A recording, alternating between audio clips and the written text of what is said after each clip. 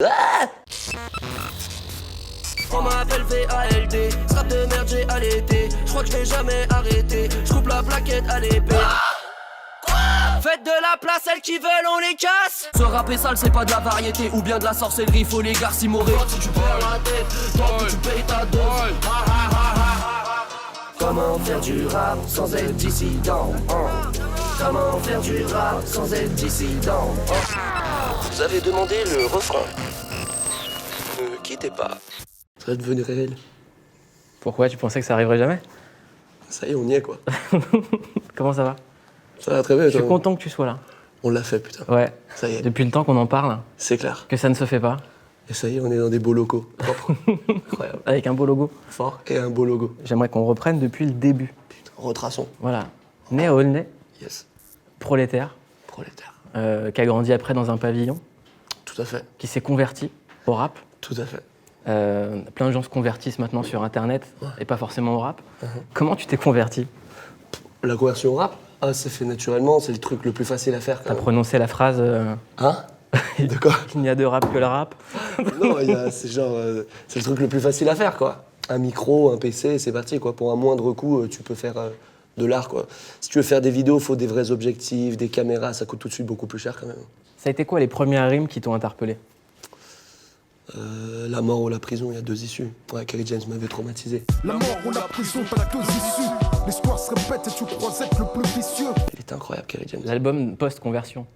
Puis même, je l'avais, moi, découvert peut-être bien 5-6 ans plus tard, ouais. Il m'avait traumatisé. C'était incroyable. Comment t'as pris le combat continu quand tu l'as écouté pour la première fois? Idéal J avant? Ouais. Ah, j'ai jamais écouté. T'as jamais écouté? Non, c'est pas mes codes. J'y arrive pas. J'ai essayé, hein, j'ai mis beaucoup d'énergie dedans, mais j'y arrive pas. Ça m'entraîne pas, je suis pas dedans. Sauf un nuage de fumée me contient, ça c'est incroyable. Un nuage de fumée me contient.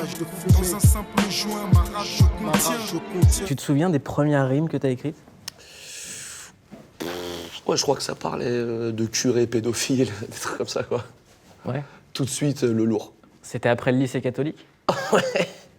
Y a un lien? Non, je pense que c'est quand t'es jeune, t'as envie de dire des trucs trash, les premiers qui te passent par la tête. Ouais, c'est sûr. Tes parents t'ont mis au lycée catholique parce que les seules écoles privées qu'il y avait à Aulnay, c'est souvent des écoles catholiques. Ouais. C'est quoi l'expérience que tu en tires? Je crois que la chose qui change vraiment... Par ton amour pour les vitraux et... Ouais, très peu. De toute façon, il y avait très peu de cours de pastoral, même de catholicisme en général, quoi. Il y avait pas de sœurs dans mon école, tu vois. Le truc qui changeait, c'est que les profs étaient moins en grève qu'au public. Ouais. C'est pour ça qu'on va dans le privé à Aulnay. Ils faisaient pas de grève parce qu'ils y croyaient?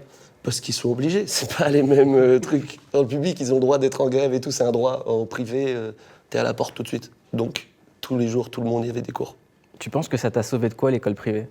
Moi, mon rêve, à Noisy-le-Sec, c'était de faire l'école privée. Ah ouais? Je sais pas de quoi ça m'a sauvé. T'as vécu mon rêve? De quoi ça m'a sauvé? Voilà, incroyable cette question. Ça m'a sauvé de... Peut-être j'ai évité 2-3 raquettes, hein, c'est sûr ça. Non, j'en sais rien. J'en sais rien du tout. Moi, c'était une école comme une autre. Hein. De toute façon, après, quand tu le...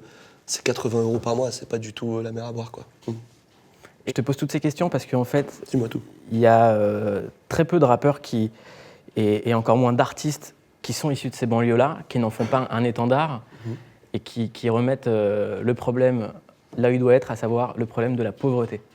Toi, tu dis souvent, c'est un problème de pauvres. Ouais, de ouf. On est tous issus de milieux prolétaires. Bien sûr. On vient de milieux populaires. Notre premier problème, il est économique. Dans les faits, prolétaire, en effet, trop d'éther pour rester tel quel. Avant même d'avoir un problème communautaire, un problème de sexe, un problème de quoi que ce soit qu'on veut, on est d'abord des pauvres, quoi.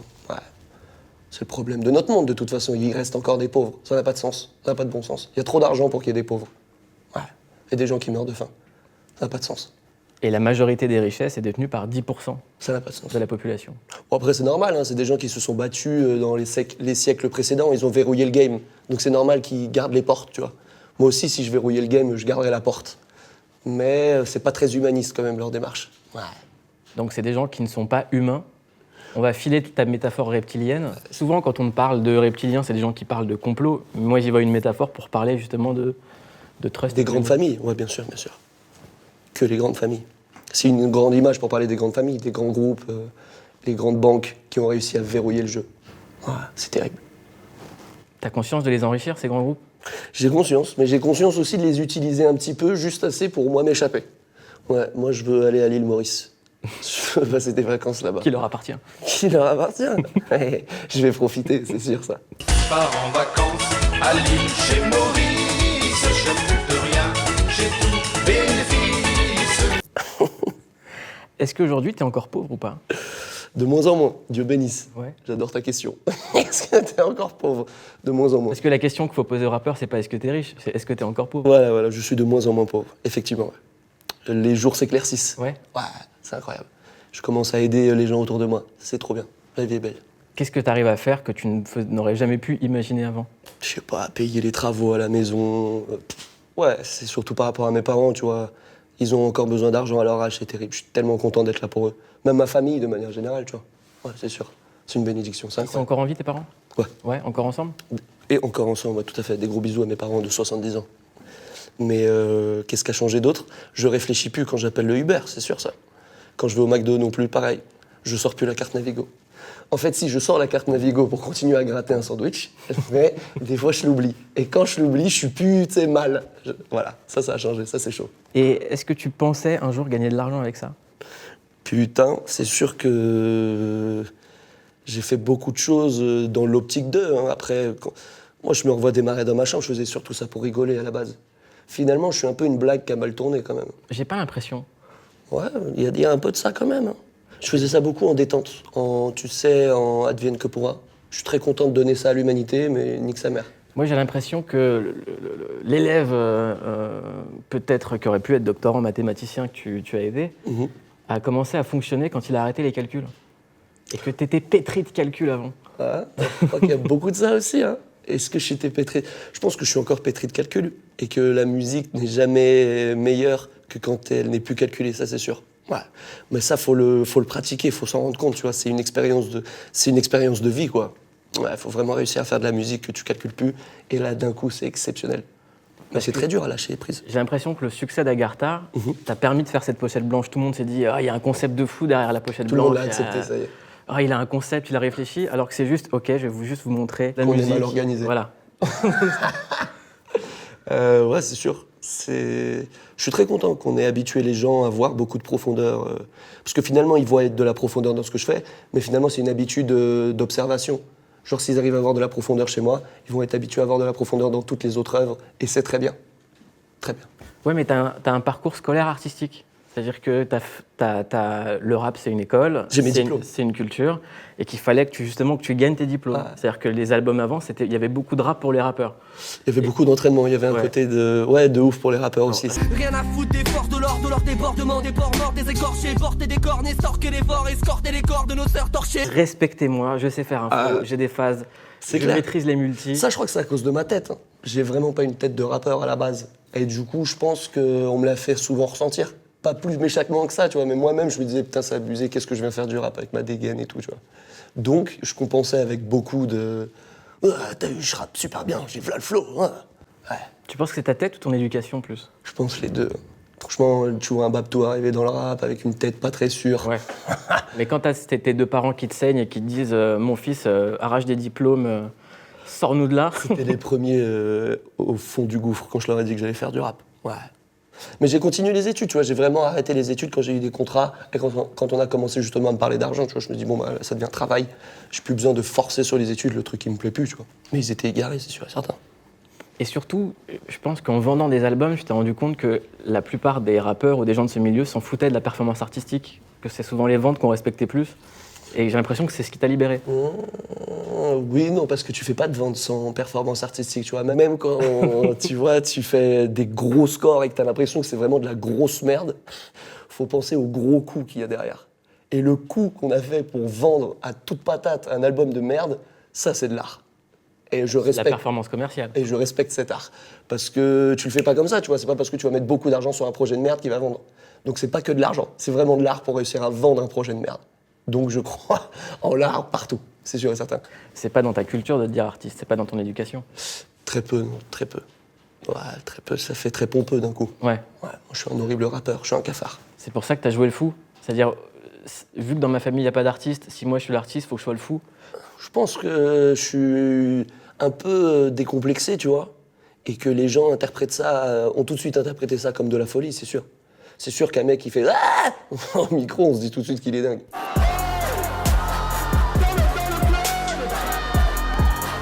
Ouais.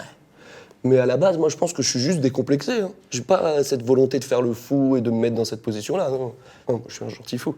Puis de toute façon, là, je suis content avec ce nouveau projet. Tu vois, j'ai l'impression que je suis plus en face avec moi-même. Ouais, je suis moins là à faire. En route pour le 7 à 8. En route pour le 7 à 8. Là, c'est ce qui avait déclenché le 7 à 8 de Fianso. Regardez-les, ils l'embrassent comme du bon pain. Mais t'as dit que tu ferais plus de télé, donc comment tu vas faire? Moi, je veux plus faire de plateau, en fait. C'est-à-dire que... Bah là, t'es sur le plateau de Click. Ouais, mais tu vois, en fait, il n'y a pas d'autres chroniqueurs. Il n'y a pas des mecs qui vont arriver, qui vont couper, qui vont rajouter une dose et tout ça. Moi, je suis très peu sociable, en fait. Dès que tu rajoutes plusieurs personnes, je sais plus où me placer dans ce groupe.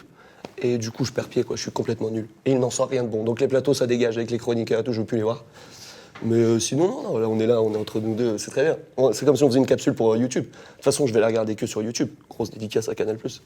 Le dimanche en clair à 13h50.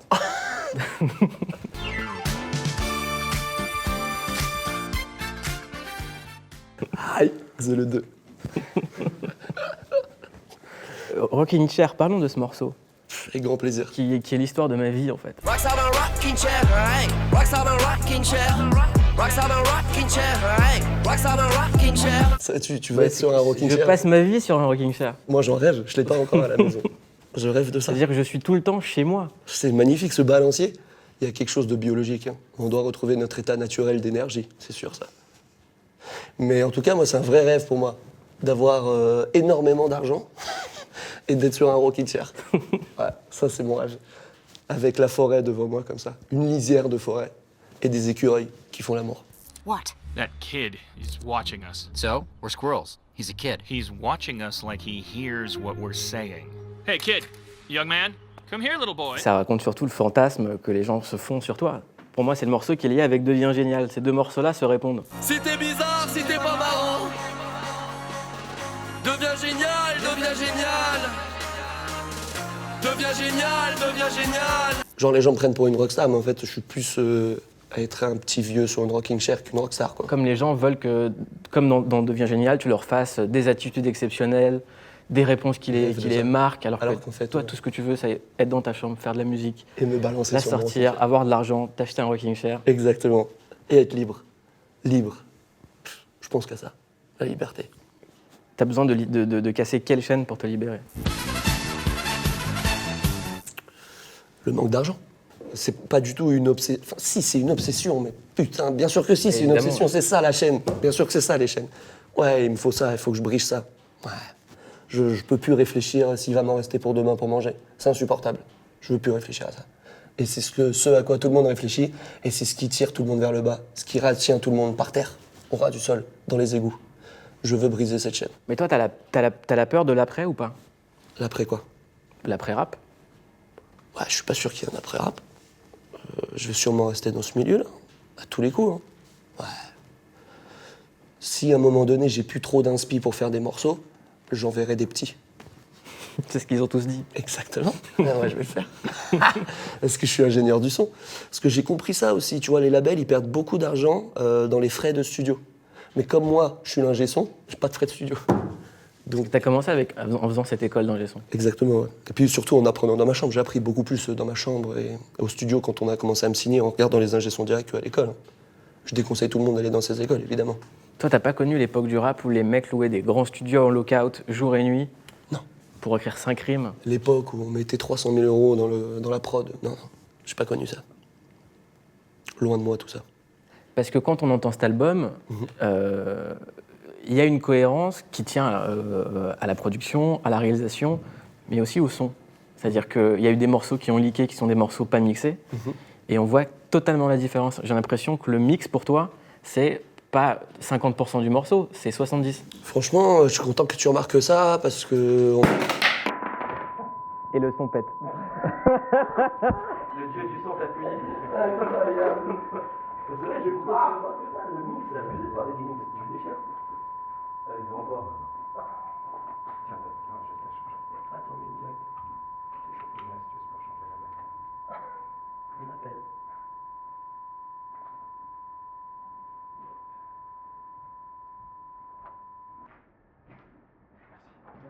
coup, il est toujours bon, parce qu'il y a le petit truc qui dit. Non, ouais, c'était Vous allez bien, vous allez bien, vous m'entendez encore? tout à fait. C'est bon pour moi. Tout est. Trop chaud, je suis super content que tu me parles du mix. Parce que c'est effectivement quelque chose à laquelle on fait attention. Beaucoup d'amour. Et là, du coup, à mes ingénieurs du son, que ce soit Sirius et Marty, beaucoup d'amour sur Hugo, je vous vois tous. Et effectivement, c'est quelque chose à laquelle on réfléchit. Hein.